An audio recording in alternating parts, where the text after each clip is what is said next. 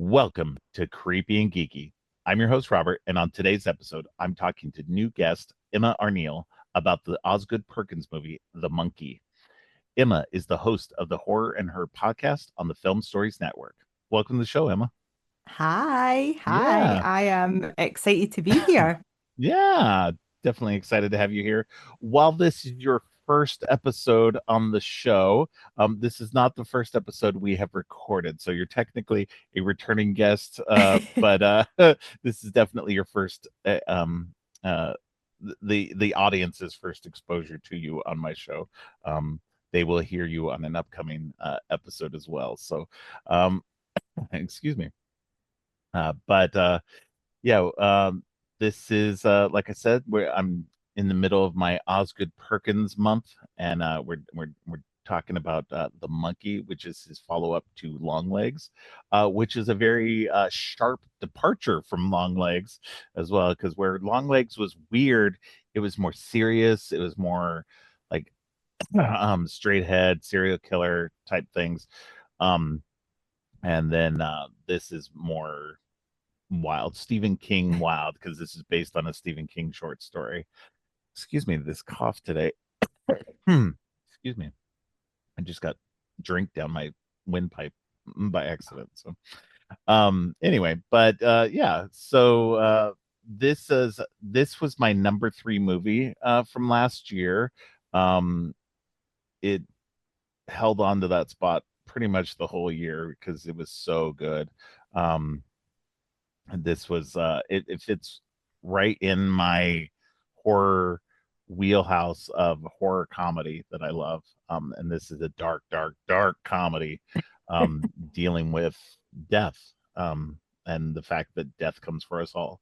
And something that was interesting about this was that this was originally not supposed to be very comedic. It was a very straight, serious movie until Osgood got the script and started working on it. He almost turned it down because he was just like, I don't want to do that right now. I just did a serious movie. I want to do something more fun.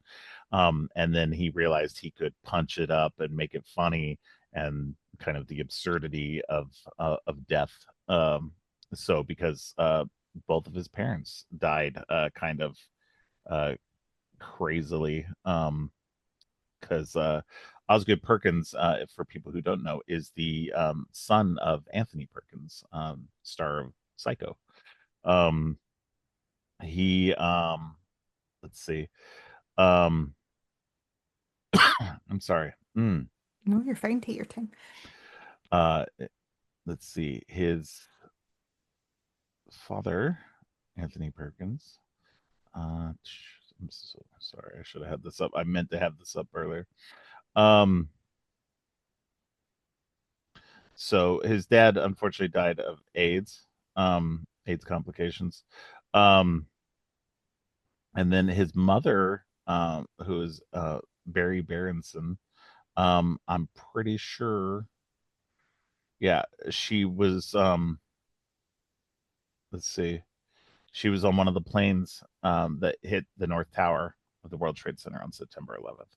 So, yeah, so just kind of a wild, he's explained that because his parents died kind of in these weird ways, that that kind of helped him with kind of making this movie in that way as well, because he understood that death, while it comes for us all, can come in these weird wild ways, or it just can come silently, and so um he it's kind of what this movie is about, is just how crazy death is and can come for you in these weird ways, and that this monkey kind of represents that. um but it's such a it's such a weird kind of crazy movie when you watch it. It's just, and it's so bizarrely funny. You can't help but laugh, even though like sometimes the laughs are very uncomfortable. um but it just definitely was one of those movies that I really loved last year. What did you think of it? So, this was my second watch of The Monkey, and I'd forgotten just how much fun it was. Do you know, it's a proper kind of like fairground ride of a film Hmm. where there's the absurdities of it. There's this kind of sadness to Yeah, it. There's a real sadness to it. There's a real nod to um how grief can grief should bring families together, but actually it can tear people apart. So yeah, it really kind of umbrellas all of that in this really punchy little film that, yeah. you're just kind of like, is that actually an on fire buggy? Like, Right. really, really? And like you're saying, you put that so perfectly. The laughs are uncomfortable. Like in any other film, that would be horrific. And it is horrific, but you Yeah, kind of just go, oh, yeah, you know, you're yeah, like, am I actually seeing that? And yeah. it was lots and lots of fun. And I remember not going to see it at the cinema because I thought, oh, this is just going to be a bit kind of daft, and horror comedies can't, they don't always land. Right. And I was a bit like, "Do you know what? I'm not going to spend money on it in case it's not great. I'll just wait till it comes, until I can watch Yeah, it in my living room." And I think it would have been great in the cinema, actually. I think it would have been really it good was. fun It in was a the lot of cinema. fun. Oh, Yeah, really? yeah. So No, yeah. I've missed out there, but I absolutely loved revisiting it today. So I was really pleased. I was really pleased to go back into that bonkers world. And as we were saying before, I was quite happy to spend some time in Theo James's presence. Yeah, no, it was definitely a very fun movie going experience. I did see it in the theater like the first week it came out Like because Looney this. Tunes or something. Yeah, yeah. No, it's got, and it's so funny too because like even the story it comes from is not this comedic. It's definitely dark, but it's not this Mm. comedic. Um and like even Stephen King praised it for being as bonkers as it is. And that's Um high praise yeah, oh because yeah. he doesn't always enjoy everything that Yeah. gets made. I'd be interested to know if this was written during the cocaine years because, you know, Yeah. where I where does where does that idea come from? I think this one predates that because Oh, really? this was a short story that was done during or that was I mean I could be wrong but this was for the Skeleton Crew um book or yeah um Sorry. the anthology short story anthology. So this was originally a story that he probably didn't like submitted to a magazine or something. Um but he but yeah, and in the original story, the monkey banged cymbals instead of did the drum, so they changed it slightly and obviously punched a lot of it up for the comedy aspect of it and everything. So they changed it quite a bit from the original story. There's still some stuff I haven't read the story in probably a long time. Um, so but it's just I don't know, it works so well for me because it hits those horror comedy bits so good. um and and especially like for a good dark comedy. Like here's my thing. So something that I don't talk about a lot. I have a very big fear of death. And I'm especially as I'm getting older now, I just turned 52. And I'm still in fairly good health, thankfully. And hopefully have many more years to go. But it's one of those things that's been a constant in my life. I've always had that fear of death and everything. And movies like this, it's funny now, like I don't it doesn't bother me. So like it's so funny too because last year this movie doesn't bother me. like as much as you would think it does, because it does address death and just how everybody dies and everything like that. And while it gives me kind of like a little existential fear about it, it's not that bad, and I think it's because of the comedy aspect. But then when I watch something like The Life of Chuck, which deals with death and everything like that in a different way, also a Stephen King story, it that one that one disturbed me more. And I actually have no desire to ever see The Life of Chuck again. It's a good movie, but it just was one of those ones where it's just like, oh man, that just, like, I don't know, it gets under my skin a lot more in terms of just that feeling of the whole death, the nature of death and everything. Um, and you would think it would give me more hope and everything, because that's what Mm. it's really supposed to do, is give you more hope, um, and just let you live life how you live life, make you appreciate life more. And it does, but at the same time, I'm just like, no, I just can't watch that movie. It's a Um, one and done. yeah, it's definitely a one and done, because I don't want to get into it too much, but I like Mike Hmm. Flanagan's work, but his movies always feel lesser than like his TV shows. His TV shows, I think, he gets to expand out what he wants to say a little bit more about things in his TV shows, where his movies don't fully come together as much for me. Mm. And that, like, they compress a lot of like his talent. I think he's a very good television writer, because he Hmm. expand out that a lot more. I think he needs that expansiveness that he had. Yeah, yeah. I mean, he's got. I've said this before. He has got, and it kind of speaks to what you're saying as well, Robert. He has the ability to terrify and devastate me Yeah, in one episode of something that he's done. He's done it yeah, with every show that he's done, be that Midnight Mass or Fall of the House of Usher. yeah, You know, um, it just he never fails um to emotionally destroy me. yeah. And I absolutely hear what you're saying. I've not seen Life of Chuck yet, um, but I kind of wish he'd made Doctor Sleep into a TV Yeah, it series. feels like that should have been more of a TV series Yeah, thing as well. Yeah.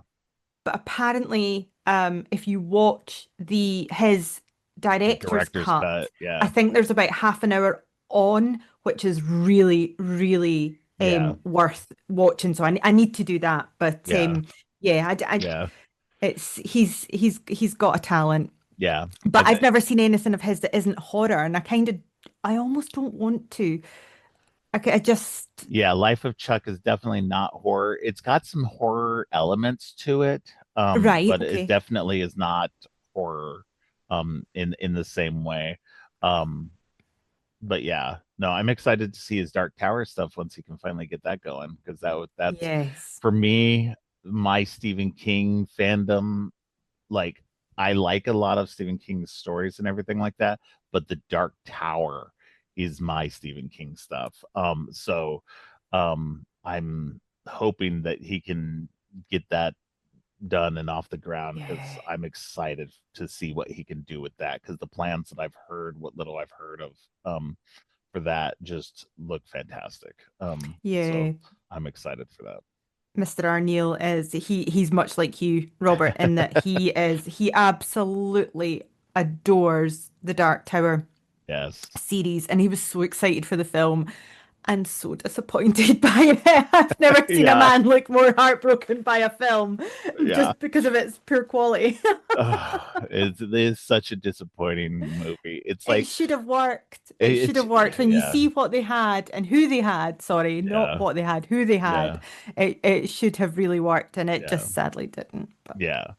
So fingers crossed that they're able to get this, that he's able to get this. But going back to the monkey, Mike Flanagan's a whole different series of episodes, I'm that's our sure. next recording. We'll Yeah, do another yeah, one on him. right. But yeah, no. So this is funny. Let me read the description from Letterbox. It says everybody dies, and that's fucked up. When twin brothers find a mysterious wind-up monkey, a series of outrageous deaths tear their family apart. 25 years later, the monkey begins a new killing spree, forcing the estranged brothers to confront the cursed toy. So yeah, so it's this is um the opening. It opens with Adam Scott coming into this pawn shop with this monkey toy and trying to pawn it off to this pawn shop owner. And he can't he's having trouble trying to get it sold, and he's just trying to tell him, no, it's not a toy, don't call it a toy. Which is a recurring theme throughout the whole Yeah. movie. And it's it's a great sequence because it starts the movie off brilliantly. um because the monkey ends up um drumming, and a spear gun shoots the owner in the stomach and then pulls his guts right out. It is disturbingly hilarious. And I love Adam Scott. We were just talking about this off air too. He's now in a new movie called Hokum, um, which is he's really great in that as well. Um, Mm. and so it's great to see him like stretch out into, like, I know he kind of started in horror because like one of his first movies was one of the Hellraiser movies. Mm. And then he transitioned from like kind of like drama into comedy. I've only really ever seen him in comedy stuff. So now when he kind of dips into horror and drama and stuff like that, it's interesting to see him doing that. But this was here in the monkey, he was just it's such a short sequence because he plays the father of the twins. And it's when you meet the twins, there's they talk about how their dad left, and but um and we never find out if the father died or what, just that he's gone. And then these twin boys get go searching through his stuff and find this monkey. And the monkey starts to wreak havoc in their life. Their babysitter ends up getting killed, like at like a um what kind of restaurant is that called? Is it Tappanyaki? I Is that what it's yeah, called? it's I'm never sure. Let me see. Um, yeah, Tapanyagi. Um, yeah, yeah. So they're at that kind of restaurant, and the chef is flirting with their babysitter, and but and tries to do this flourish with the knife, but somehow I don't know how, but exaggeratingly chops her head completely off, um, with just one swipe of his knife.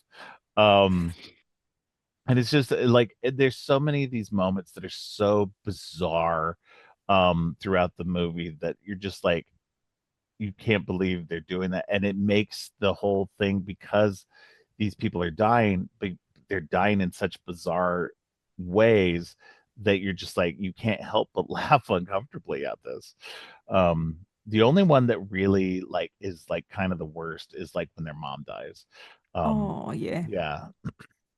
And and it's the only one that's kind of normal-ish, like, she Hmm. dies of Hmm. like an aneurysm, um right in front of one of the twins. And it's just it's it's terrible. I love Tatiana Maslany though. She's She's so great. brilliant. Yeah, I love her. She goes on in the playing Osgood Perkins' next film, Keeper, as well, which I talk about in my next episode. Um, but she's brilliant in this. She's not in it a lot, but for what she's in it. She does such a good job, kind of like helping the boys, like kind of process the death of their babysitter and everything. And She's really the heart, isn't she? yeah, she If really and is. and if in a film that is bonkers and absurd, Right. actually she's the one thing that kind of grounds it into, these boys aren't are going through bullying and they are a Yeah. bully, and but Yeah. actually their home is filled with love, and Yeah. and that's down to her. Yeah. No, absolutely. Yeah, no, I agree. She is the beating heart of the whole movie. Um, but yeah, after their mother's death, they go and stay with their aunt and uncle.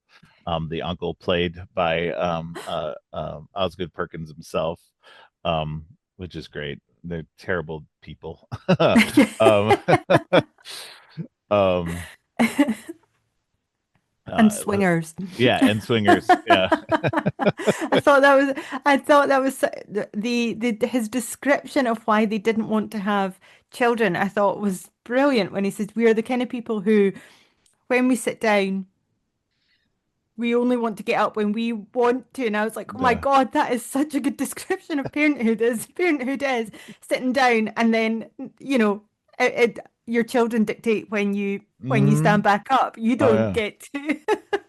No, no, that's what's so funny because like you don't think about it until you are a parent, Yeah, that you're once you become a parent your life is basically revolves around your child. Like you yeah, have to go to work and you have to do your other things in life and everything like that, but you have to get up earlier than you probably would normally so that your kids can go to that you can get them ready and take them to school and then you have to figure out how to get them home from school and all this other stuff until they get to an age where they're able to start doing kind of stuff on their own. Like we got to a point where our kids were old enough that my older son could take my daughter up to the bus stop and everything, so it worked out once they got a little bit older.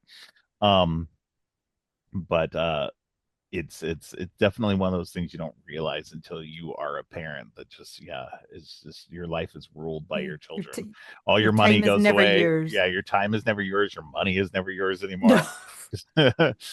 So money just grows wings and it's like, yeah. off it uh, goes. I couldn't imagine, like, because we like it's so funny too because we kind of make more money now than we have in a while. My wife does anyway. And so, but we don't have barely any money. We have unfortunately too much debt at the moment. But I couldn't imagine having a kid right now because it's just like we barely live as it is, having to spend money on food, extra clothes and everything else as a parent. Yeah. It's just like I'm glad my kids are adults. They can pay for their own stuff now. So, you know. Yeah. I mean, please, you can cut this out, Robert, but I actually had a nightmare the other morning that I was expecting. Oh no. And it was realistic. And I was Yeah. like, how in the hell are we going to do this? Because I can't afford to take a year off on mat Yeah. leave. And, Yeah. I've got a kid in uni and blah, blah. And I was Yeah. just like, I've never been more relieved when I woke up. That is a dreadful thing to say, Yeah. but I was like, oh, thank No, yeah. God. No, I hear you. No, we just have our two, and we're more than happy to, like, just be like they're grown. I've got my grandson and everything like that, which we spend money on and everything. And Oh, especially when they lived with us and everything, a large portion of our money went towards getting stuff for him and everything. But it's just yeah, no, it's very nice to have grown adult kids that can go do their own jobs and make their own money so that they can afford their own things now so that we don't have to do that as much. yeah. So but yeah, it's definitely wild having kids. So yeah, so I can't imagine being having kids thrust upon you, especially if you've lived your whole adult life just without kids and enjoying your life, especially if you're swingers and stuff Yeah. like that. Just having that freedom and then having these two kids thrust on you.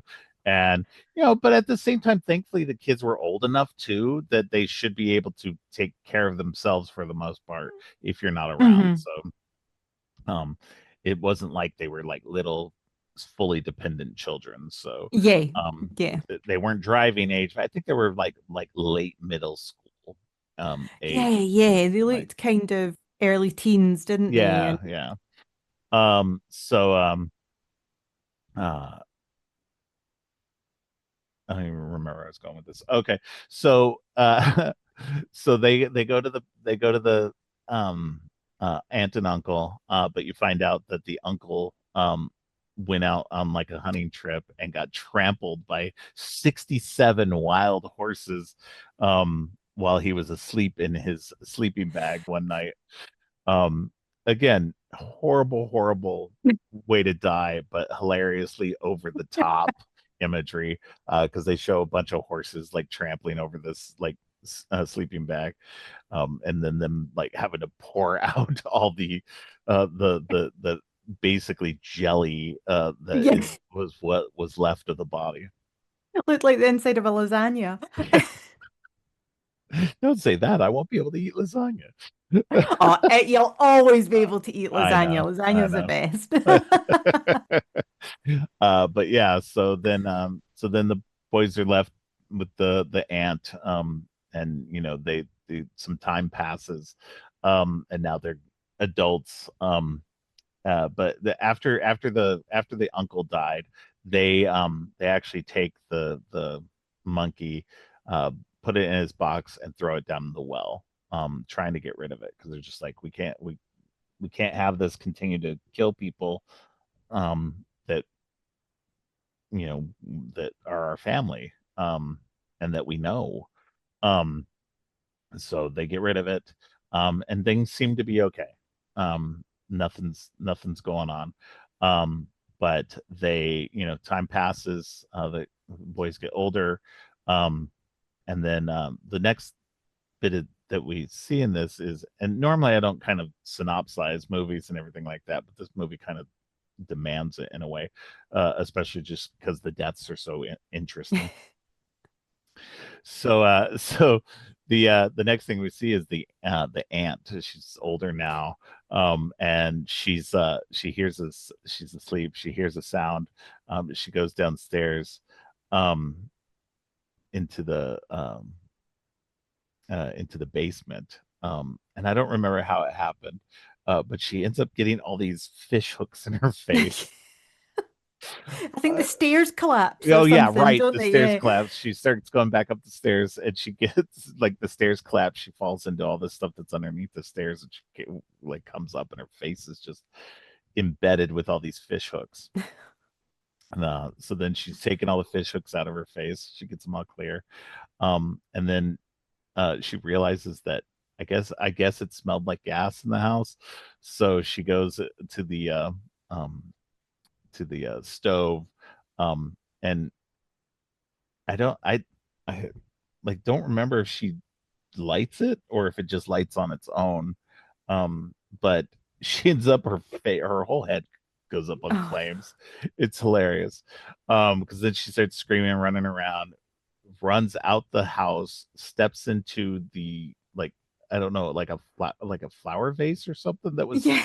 set outside on the bottom of the steps, and then manages to impale her face on Yeah. the for sale sign for her house. Just wildly absurd and graphic, and like just completely insane. One of the more insane deaths in the whole movie. And that's saying a lot because there's a lot of insane deaths Yeah. in the movie. um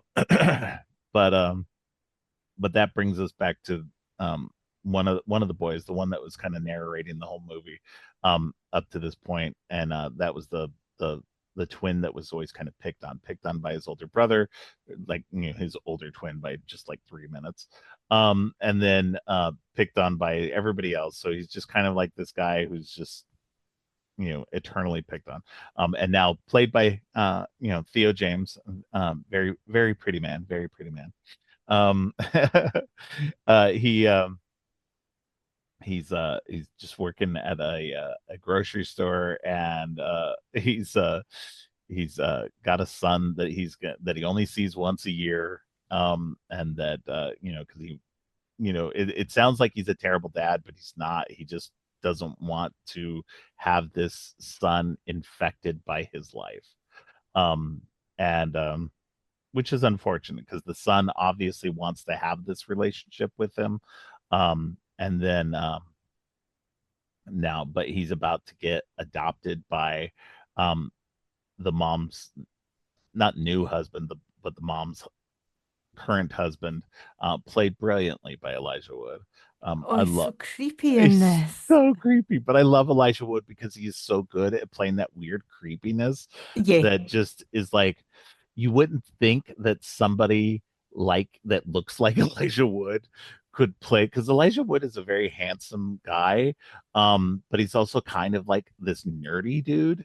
Um, Mm-hmm. but and so when you see him and he does play creepy sometimes, and you're just like, how? How are you so good at playing creepy? Mm-hmm. Um, and he I does love it. him in Maniac. I have yet to see that, but I've heard it's really good. I've heard it's one of the better remakes. Yeah. Yeah, so I'm excited to see that. He was also in Sin City, where he plays like the Yes. yeah, Yeah. so Uh-huh. good. He's so good as that character in Sin City as well. Um, so yeah, I don't know. There's he's really good at this. And so he's gonna adopt uh, the son.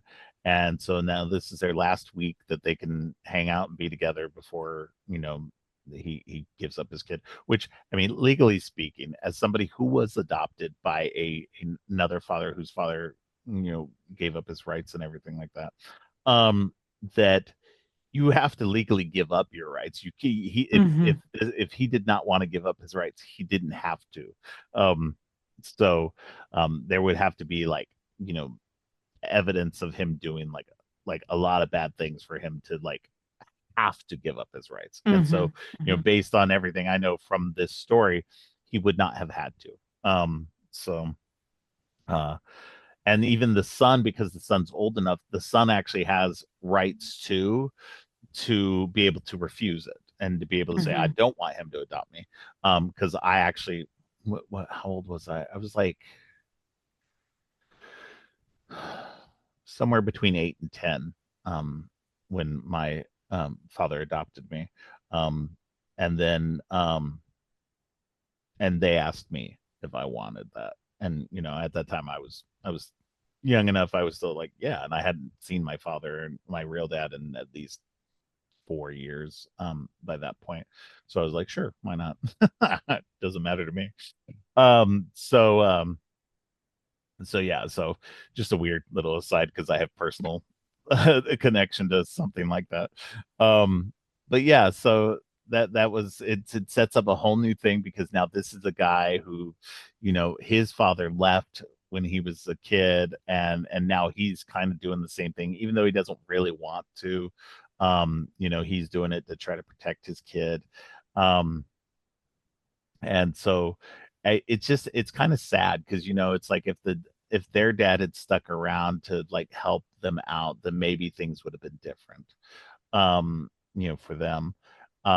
But this this puts him on a collision course now with his twin brother, who now has two.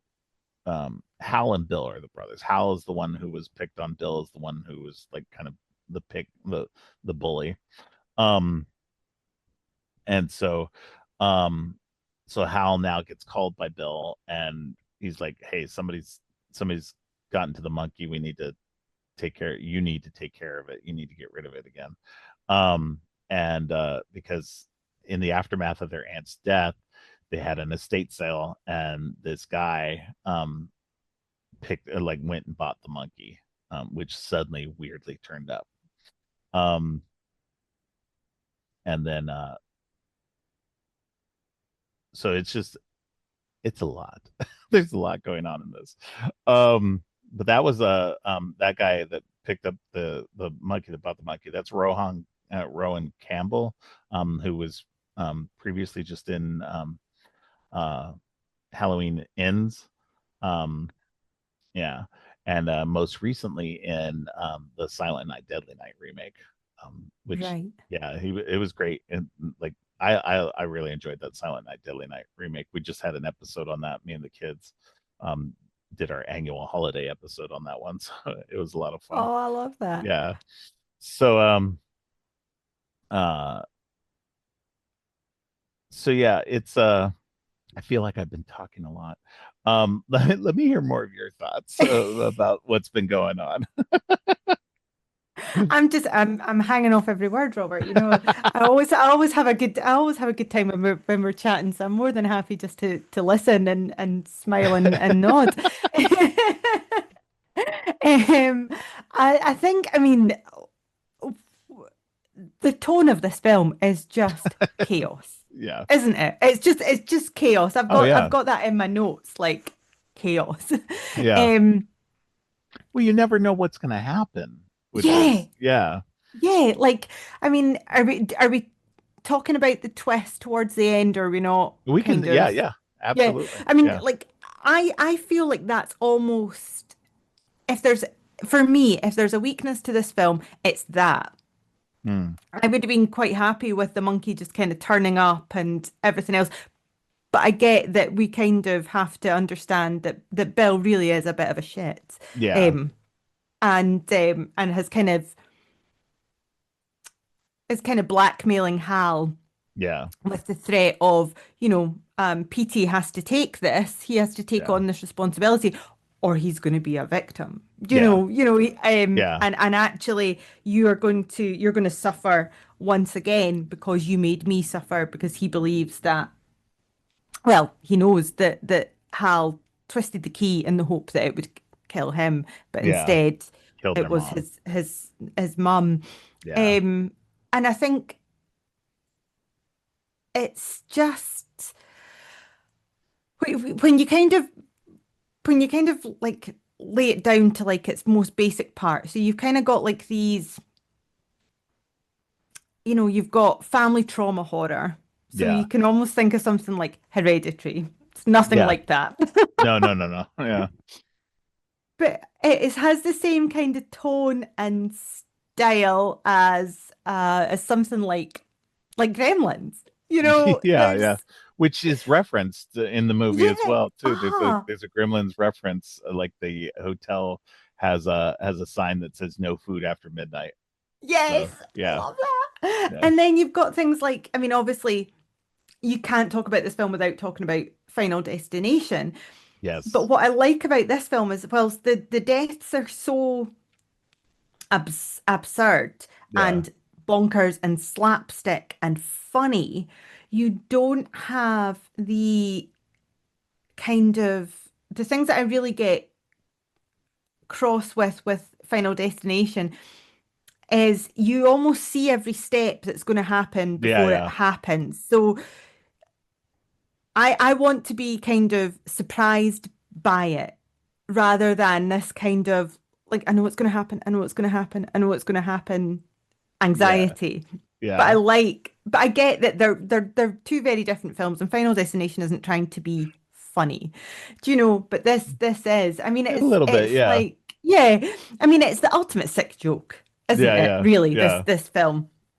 And I just think it's great. And I'm actually a wee bit disappointed in myself that I'd forgotten how good it was, because I think this is the kind of film that actually, with subsequent watches, you will notice more and more. yeah, yeah, There'll be lots of little nods because Perkins loves all that stuff, doesn't he? I yeah, mean, he's a sucker for a kind of pop culture reference and yeah.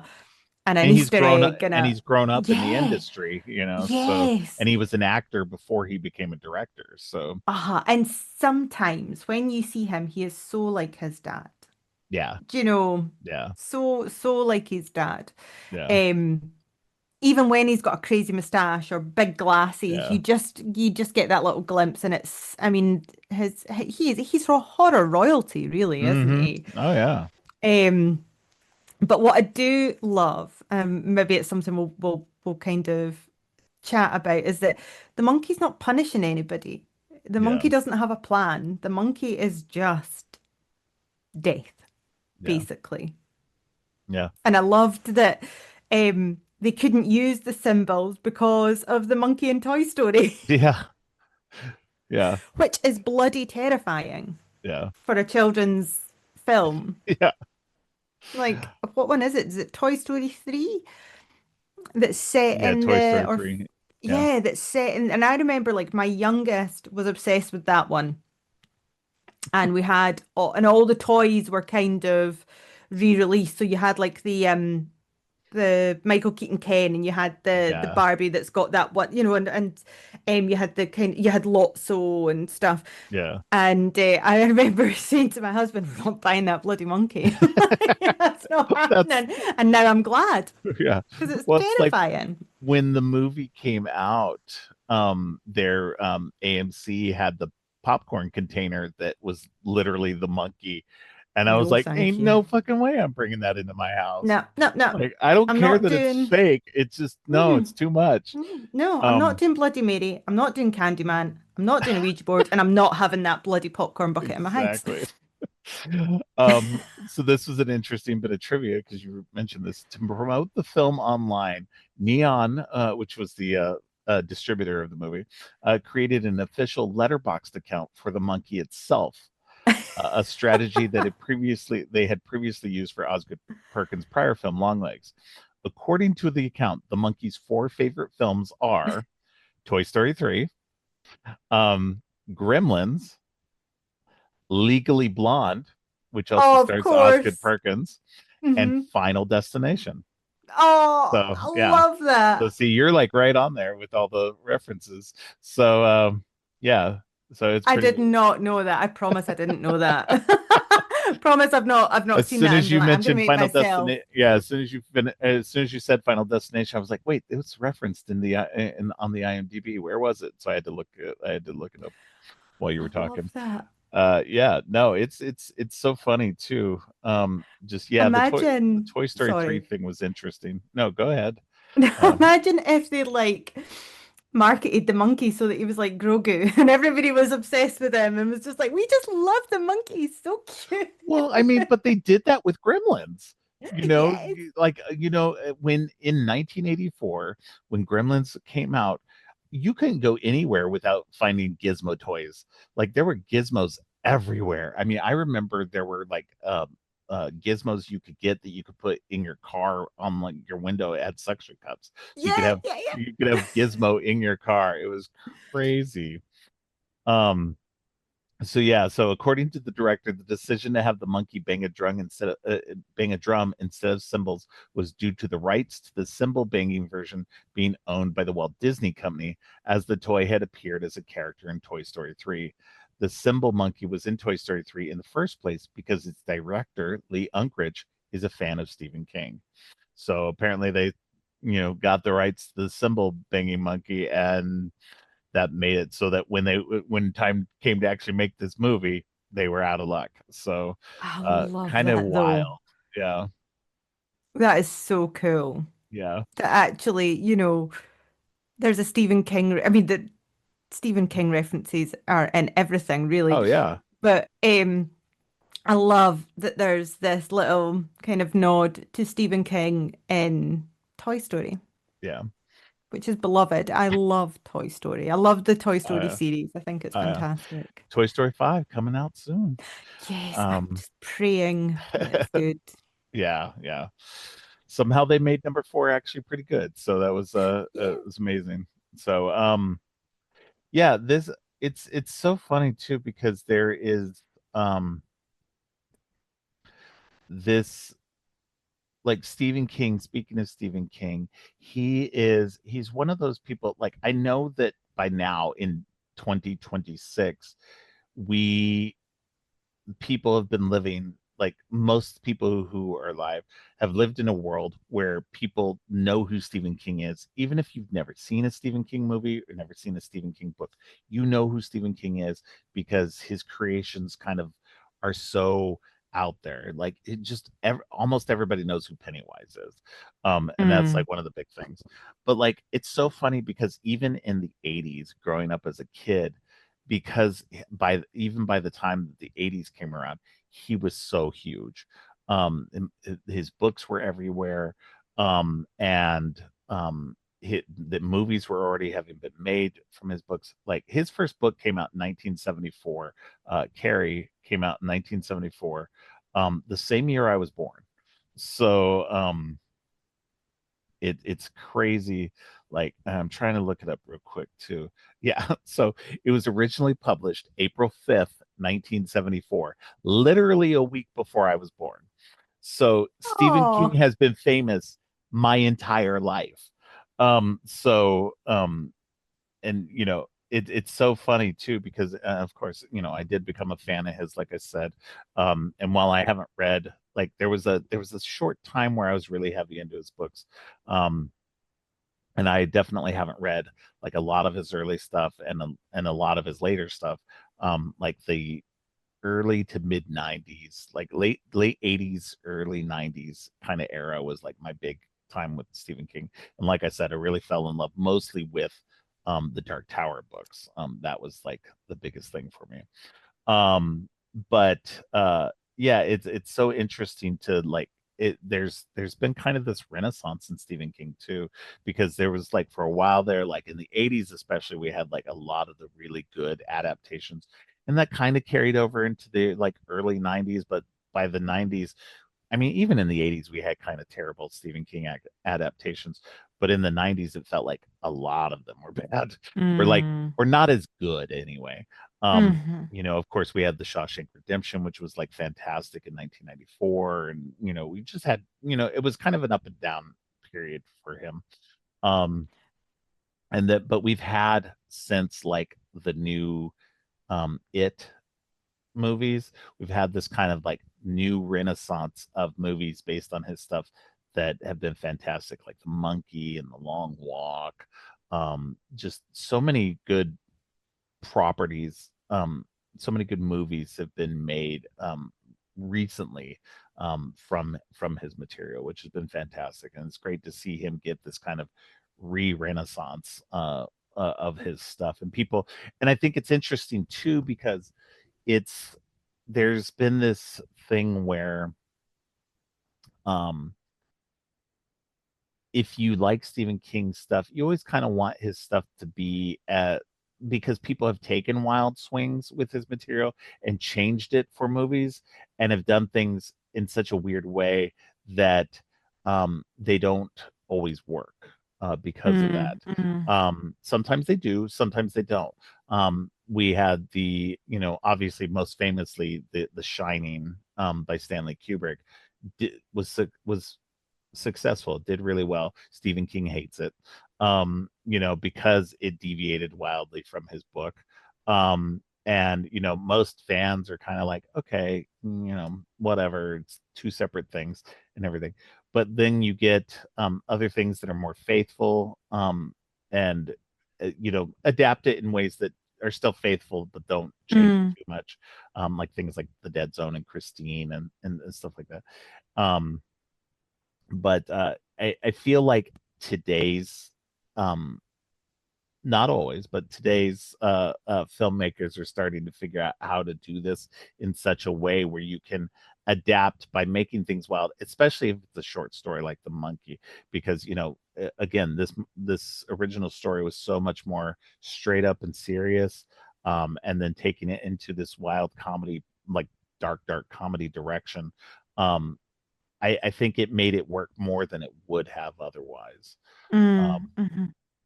and I'll go into this later on in the year when I talk about The Long Walk, but The Long Walk did something similar where it cuts like a good portion of like the characters, like it gets rid of like half the characters, it combines a bunch of them, it changes the ending completely, but it Oh, works. right. And it works so well. I think it works better than the original story does. And I think and even Stephen King admits that there's sometimes where these movies actually do better than his original works. The Mist is one of those that Hmm. like changed the ending on that, and that is a dark, bleak ending. And Stephen King even says, that is a really great ending to his story.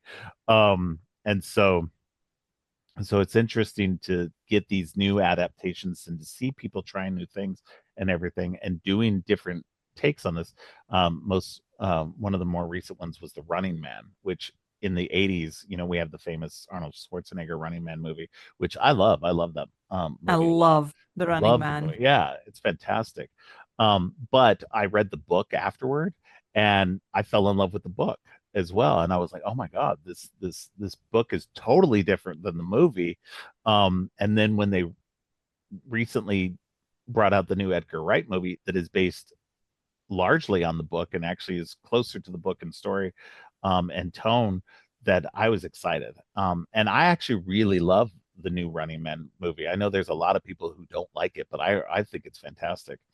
Um, and even though they changed the ending on that a little bit too, I feel like it was a kind of a necessary good change, which I really appreciated.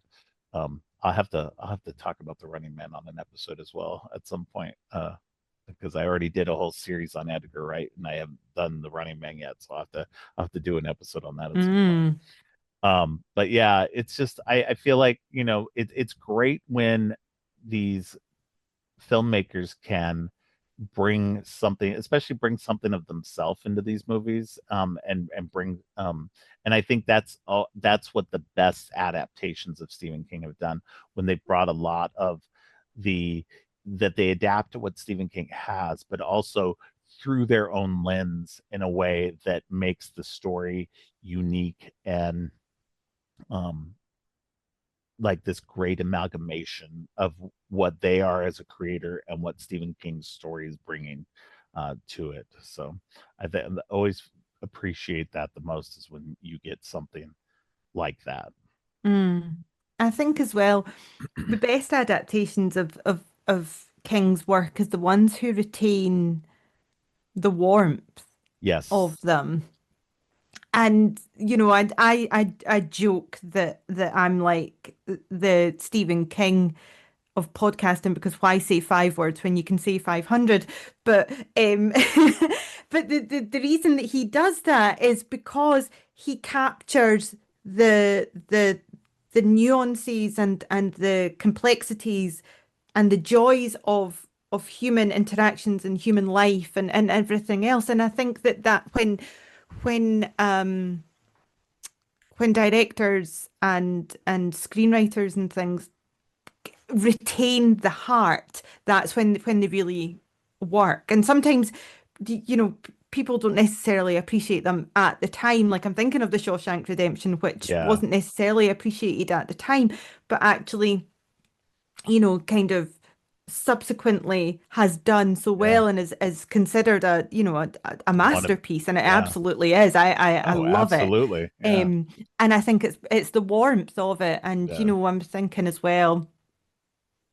Doctor Sleep. I mean, Yeah. I know we kind of briefly spoke about Mike Flanagan, but he managed to basically make a sequel to Stephen King's The Shining novel Mm-hmm. at the same time as And the Kubrick making, movie. Yeah. yeah, the Kubrick Yeah. the Kubrick movie, whilst also, um, you know, uh, what's the word I'm trying to say? While also staying faithful to Doctor Sleep, the novel. I Yeah. mean, how hard must Yeah. that have been as a Uh, job?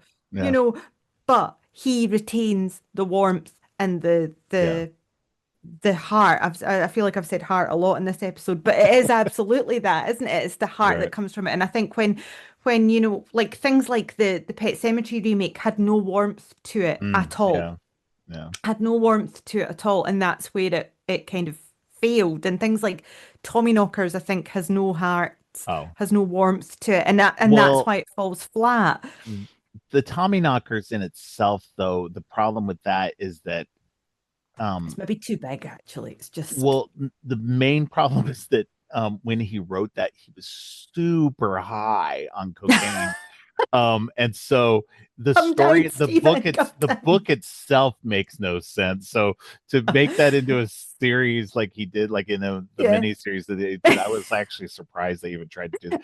It's so funny too because the two times he has been like the most high, and he admits this, he freely admits this, was when he wrote the Tommyknockers, the science fiction thing, because he doesn't usually write science fiction. He writes, mostly horror and and more like down to earth stuff.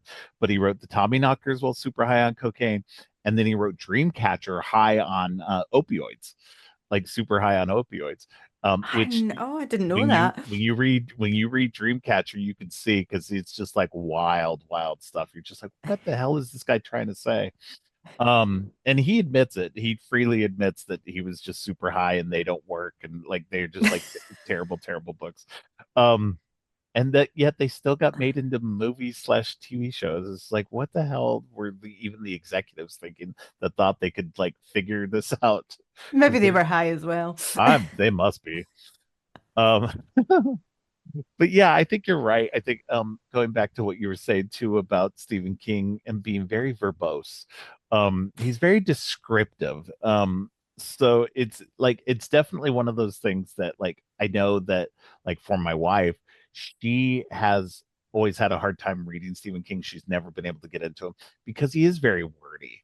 Um, and he's very descriptive, and it's something that even for me has I've had trouble with in the past too with reading him because I know that specifically speaking about The Stand, tried to start reading that at one point, got a good part way through, at least maybe a quarter of the way through, Wow. and Which is then probably the size of a normal novel, yeah. you know? And then was just like bogged down in the description that I Yeah. put it down and like didn't read it for like 6 months. Went back to it and devoured it after that point. Like Mm. it was just like it was so Just funny needed too. that break from Just it. needed that break. And then once I got to it, I was just like, okay, now I can go back, reread it, like finish reading it, and just got right into it and like literally like devoured it like so quickly afterward. But it's just yeah, he's a very very overly descriptive person. Because I remember too, because it was like he was describing this person's breakfast in this, and I was just like, dude, come on, man, I don't need this. Like what? Cereal and toast, Stephen. Come on, Yeah, cereal yeah. and toast. Right. I don't need to hear about the steam coming off the eggs. And I'm like, dude, come on, man. Like, I get it. You're painting a very vivid picture. But I think that's that's the funny thing about like Stephen King is like when adapting him is that sometimes people do get a little bogged down in the weird details when they're adapting. And I think that, the best adaptations are those ones that, like you said, can distill that heart and the essence of the story down. That doesn't necessarily mean that they have to have every detail in the story. Mm, It just means they need to do like get that feeling, whatever that feeling is that the book gave you. You need to distill that, or maybe again, the best people who do adaptations are the people who put themselves into it as well. And not just Osgood Perkins or Flanagan, but also people like Frank Darabont. mm. Talking about the Shawshank Redemption, because he did the Shawshank Redemption, the Green Mile, and The Mist. And those are Jesus, all just brilliant movies. sheer devastation. Yeah, but they're all brilliant, brilliant movies. He's so Yes. good. He's one of the best Stephen King adapters. But then you also have somebody like Rob Reiner, who did Stand by Me and Misery, two of the best 80s and 90s Stephen King Yep. movies. But like even talking about that, you even have um, um, Brian De Palma doing Carrie, and David Cronenberg doing The Dead Zone, and John Carpenter doing Christine. You have these brilliant, brilliant movies during the 80s that were so good that these directors managed to, definitely put their stamps on these movies. And those movies are iconic and classic. And then you have the other 80s movies that are just kind of like, okay, they're there, like, Cujo um Pet Cemetery. I like Pet Cemetery. I don't love it like everybody else seems to love Pet Cemetery. I kind Um of love it's it. fine. It's fine. I don't know. It just doesn't work as well for me. It's the book does. The book is devastating. Oh, it's like the movie does a fairly good job at translating that. Mhm. But the book, if you've ever read the Pet Cemetery book, it is it is nightmarishly devastating. It is Yeah. so it hurts. The And at the time, descriptions of grief yeah, are and I read that visceral. before I had a kid. And so, it's crazy. Um, but yeah, the monkey is like that. The monkey, Osgood Perkins puts himself into the book. He puts or into the movie, into this story in such a unique way that I think that helps translate that, because he's doing this thing where he's kind of processing the grief of his own parents, which has been many years before Hmm. this at this Hmm. point. But it's a way for him to still kind of process that and to kind of like go, okay, this my parents died in horrifically weird ways. And so I'm going to just kind of like bring that and kind of process that through this movie in this way. And I love that he could do that. And make it this uniquely twisted version of this story, and just have fun with it, because it does make for a very entertaining movie. I do agree with you that the latter, like maybe the latter third of the movie, kind of, it doesn't derail it, but it definitely has a different feeling, once we get to the adult Bill segment, and you kind of get his story about what's been going on, and stuff, that it, like, I don't know, it definitely has a weirdness to it, on this, because this was my second watch of it as well, that on this second viewing it didn't feel as bad, as weird as it did in the first, like when I watched it the first time. It felt a little bit Hmm. more coherent and a little bit more cohesive than it did the first time, because you it takes a dark turn, that, like, Mm. in like a darkly serious turn, when this movie's been kind of weird and kind of goofy the whole time, and then it takes this weirdly serious turn, and you're just like, okay, yeah, this is just, yeah, weird. Mm. But it worked a little bit better this time for me. I um kind of liked the I don't know why it kind of reminded me of Kill Bill, but you know when he's like he's making his suit and then he's like striding through in his funeral yeah, suit. I don't know why he's it got, kind of it brought Kill yeah, Bill to mind, but it did just that kind of, you know, yeah, kind of looking for vengeance type yeah, thing. Just the way he was walking with like yeah, this his purpose of swagger, yeah, yeah, yeah. yeah, yeah, and it's And weird he's too. such a dick as well, if that's okay to say. Yeah, yeah, no, it's hilarious. No, he's wearing his funeral suit from when he was a kid, and so he's had to modify it a bit, but it's still very short on him. So he's got this short jacket and these short pants on, and it's just like, dude, why? Why did you have to wear that? Like, like I get And the it, but it's flame weird. shirt that Yeah, every yeah, kid seemed to yeah, have in the 90s as well, if you were kind of into kind of skating and things like that. yeah, There's lots of kids wearing that yeah. flame shirt and he had that on as well, which I thought was great. That was kind of a nice wee nod to Being a go, '90s kid, kind of yeah, the retro stuff. Yeah. yeah. Hmm. But yeah, no, it was just this is such a bizarre, funny movie. It really is. Just, and the ending where like the monkey just starts banging, like, and then like everything just goes nuts. Like there's planes dropping out of the sky, and the whole town around them is just erupting in flames and death. Um, it's just wild. I mean, that's when we get the baby carriage on flames. Um, it's so funny too, because there's this earlier sequence where the son is like, where Hal's son is talking about, oh, we should go skydiving. Look, they do weddings, and then like the wedding party crashes through the ceiling, all dead and on there with their The parachutes on, and bride's just like the bride's just twitching hanging in there. this Yeah, hole in the ceiling and it's terrible. and Bill catches the bouquet. Yeah, yeah. It's like, you're next. And he Yes. was. Yeah. His Oh man. death. Jeez. Oh Oh. yeah. No, that was crazy. The bowling ball to the head. But and then his mom's bowling ball at that, like, Yeah. because it's got her name Lois on it. It's just like, I don't Hmm. know, man. It was just nuts. Yeah. Um, He got his just desserts, I have to say. yeah, I mean, and that's the thing, that ultimately at the end of it all and everything like that, Bill was never a good person. He was a terrible brother. He just, he was always, being just terrible to Hal, their whole life. And he deserved what he got in the end. Hmm. Hmm. In terms of karmic movie justice, nobody deserves to die that way. But in terms of the movie, he deserved to die for sure. Yeah. Um, but he, yeah, it's so wild. I love the end too, because like they stop at they get away after all of that, and they're stopped at the stop sign, and then death rides by and just looks at Yeah, them, and they decide that they've got to keep an eye on this monkey. No, yeah. neither one of them will turn the key.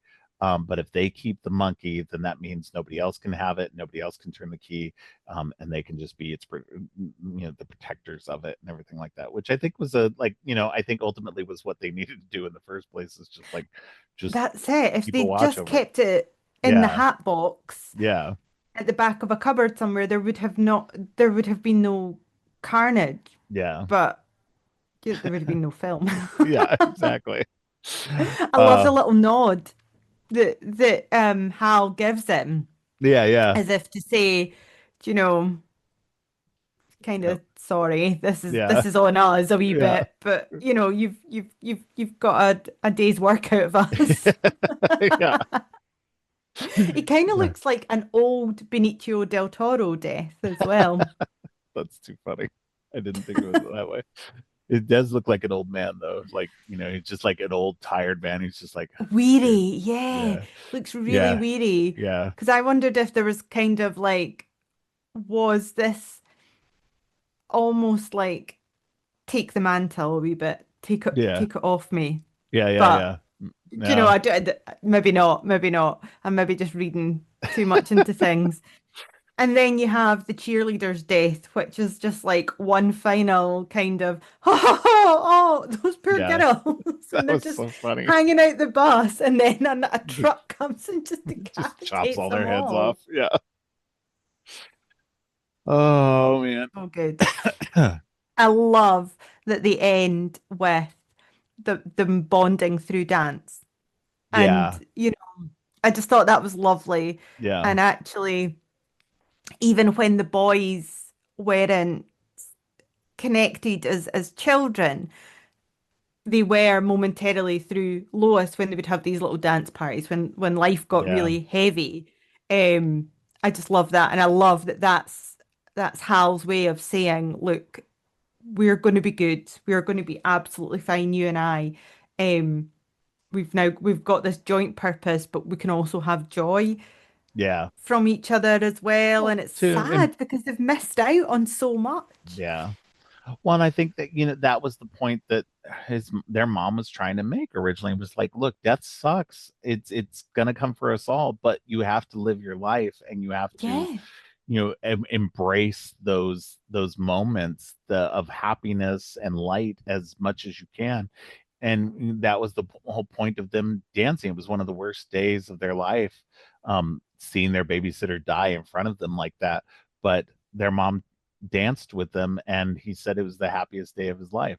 And because they embraced life Hmm. in a way, and didn't let the death bog them down in that way. Hmm. And it's Hmm. and it's hard, I'm not gonna lie. Like, I thankfully, I have not had too many people close to me die so far, so I can't imagine what that's like. But I can, through other people, I can kind of get that feeling. And um so I can see where it can very much bog you down.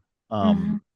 But I feel like you have to, that through that, through the person's life, you kind of have to celebrate the life they had. You have to embrace the life you still have, Hmm. and you have to find a way to continue on. And and I think that's the message that this movie is about too. Is just know that death is coming, but don't forget to live your life while you're here. Yeah. So I think Yeah. that's the most important part of the movie.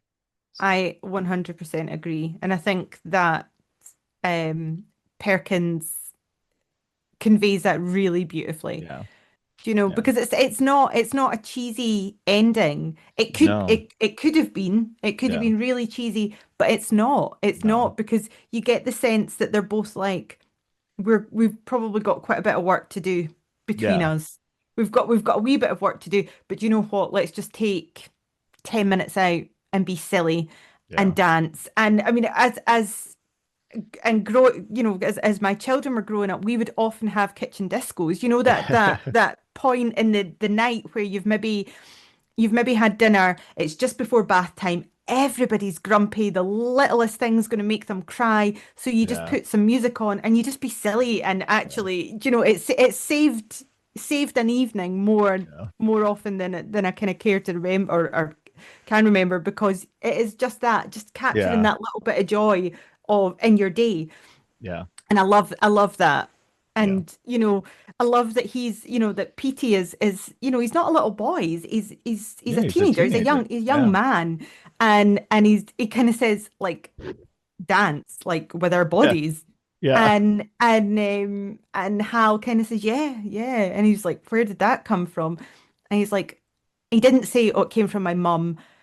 Um, he says it came from your grandmother. And yeah, I just thought that was lovely. And yeah, he doesn't, Petey doesn't scoff at it. He just kind of goes, cool. yeah. Which, I mean, let's face it, from a teenager, that is like the highest compliment you're going to get. Right. Like, that's Yeah, the most effusive yes. yeah. Cool. Yeah. No, Come on then. absolutely. I love that. And, we've seen, like, in a film that has used pints and pints of blood, Hmm. for it to end like that, I think is just really lovely. And it Yeah, kind of shows that you can stop that kind of generational trauma. yeah. No, absolutely. And it doesn't matter that Hal's, his son is nearly grown up, and there's still a chance for reconnection, is what I'm trying to Yeah. say. Yeah. No, I agree with you. And I think that's, going back to what we were saying before, I think that what, you know, Perkins does best in this is definitely capture the heart of, there, what people tend to forget about Stephen King's stories is that a lot of them do have heart. A lot of them do have warmth in them, Hmm. that the characters, because the stories are almost always about the characters, not about the situations. Yeah. And it's Uh-huh. how these characters get through the situations that they're going through, these nightmarish, otherworldly situations. But so, at the end of it, you know, it's good to have that recognition that they are still like, that they're going to try to make this connection work. Yeah. And that, sure, it's a weird way to have to do this. Now they have to watch this monkey at all times, but like, it's really good for them to have this connection together. Yeah. As weird Uh-huh. as it is, that it's something that brings them together in a way that, um, they otherwise wouldn't have had. Yeah. So it's, Absolutely. And you like to think that, Petey's maybe stood up for himself, yeah, although he's very he's not he doesn't strike me as a child who lacks confidence or no, anything. yeah, You'd like to think that perhaps he's going to say to his mum, I don't want, I can't remember his name, to adopt me, and actually, yeah, I'm gonna continue to have a relationship with my dad. But that's just my little head canon. I like yeah, to yeah, think yeah, I same. like to think that that's happening. But I think Perkins, just with what you were saying there, Robert, I think what I'm seeing, and just from our discussion today as well, Perkins seems to be a man who misses his parents for Yes, sure, and clearly misses them, but also understands that you can have really complex relationships with your parents, yeah, and actually missing them doesn't mean that everything was perfect. Do you yeah, know, I've heard him speak really beautifully about his dad and about kind yeah, of the complexities of his dad's kind of secret life, and how his mum was this amazing woman who protected them all. And yeah, yeah, it's I think that really comes through in his films, and we've seen it in Long Legs, the kind of complex yeah, relationships between mother and daughter and things as well. And yeah, it's just, yeah, he's got such a talent. He really does. yeah. No, absolutely agreed. I think, it's wonderful that he's able to make these movies and to do, um, and to kind of, process a lot of this through them, and just, embrace that. And especially this movie itself feels like he's really kind of the most processing through all that in such a unique way. So I think it's a lot of fun, and people should really watch this movie. Because I mean, even if you don't go into it with that kind of mindset and everything like that, you can just watch it as the intensely dark comedy horror that it is. Um, Yeah. but It's like a fairground ride. It's like a yeah, ghost train or something. but I think Just people will enjoy it for what it is. On top of everything else, you'll enjoy it for all of the um, complexity that it does give you as well. So, but that's all I have for this episode. Is there anything else that we didn't talk about that you wanted to mention? um I think we could probably just very quickly say how surprisingly good Theo James is. I wasn't aware of him actually being more than just a pretty face. He's Yeah, a really good actor. yeah, He plays Hal really vulnerable, really passive, very and then vulnerable. plays unhinged really well Yeah, as well. So that was,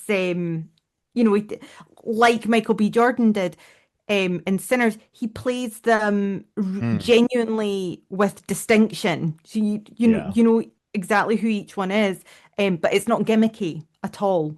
yeah.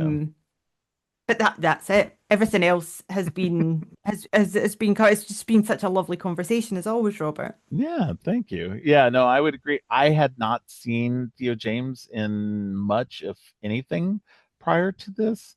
So I had no real connection to anything in terms of what he like in like in terms of who he was as an actor. Um, it's I have since seen the Underworld movies that he was in, where he was pretty much just kind of a pretty face. Um, but those movies themselves aren't very, you know, aren't very good for an actor to kind of, really get some meat into there Mm. or anything. So yeah, I did not didn't wasn't super familiar with his work. So he was great in this though. I admit, I agree. So it was really fun watching him in this. And like I said, going back and now going, okay, yeah, definitely he's much better in this than he was in Yeah. the Underworld movies.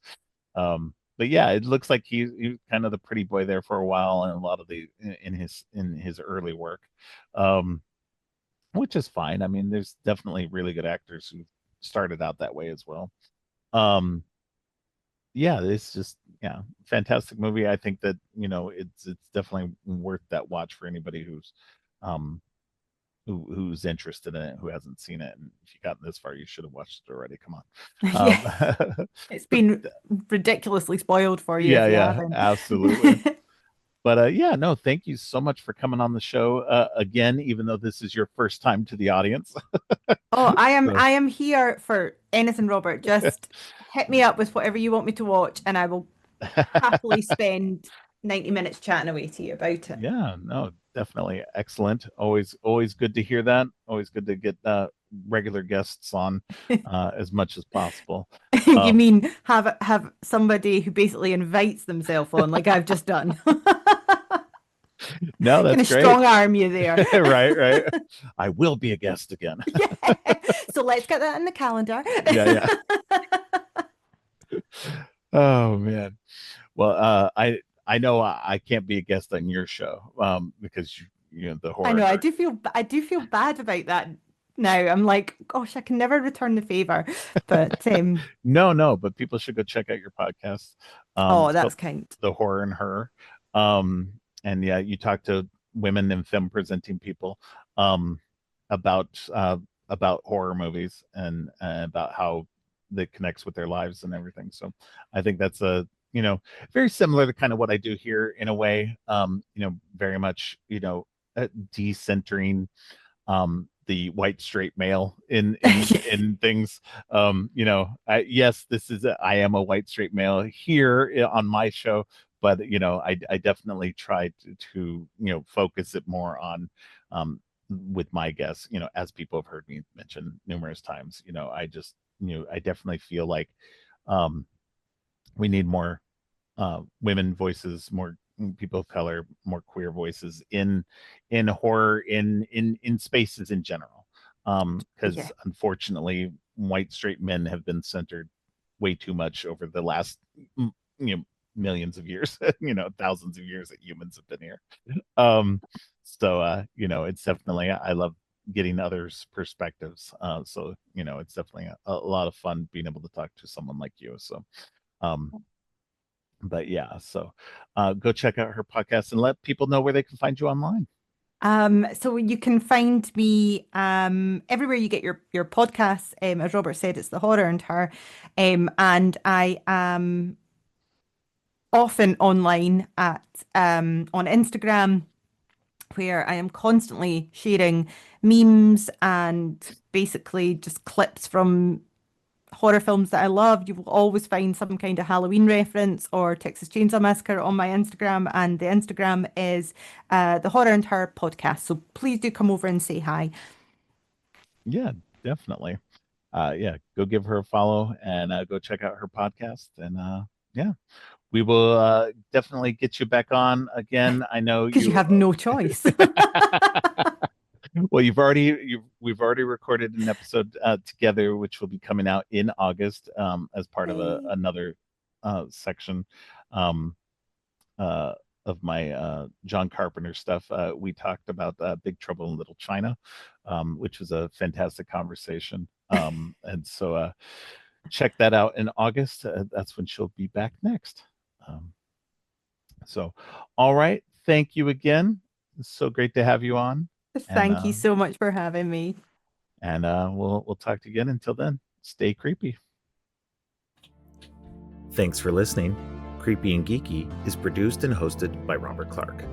If you like what you've heard, please consider giving the show 5 stars and a review on Apple Podcasts and Spotify, and share the podcast on social media to help spread the word. Make sure to subscribe on your favorite podcast app or at creepyandgeeky.com. You can follow the podcast by going to creepyandgeeky.com and clicking on any of the social links. If you'd like to follow me, you can find my links at geekthulu.com. You can support the podcast by ordering teas and more on TeePublic or by donating to the coffee page. All of the links are in the show notes. Finally, don't forget, stay creepy.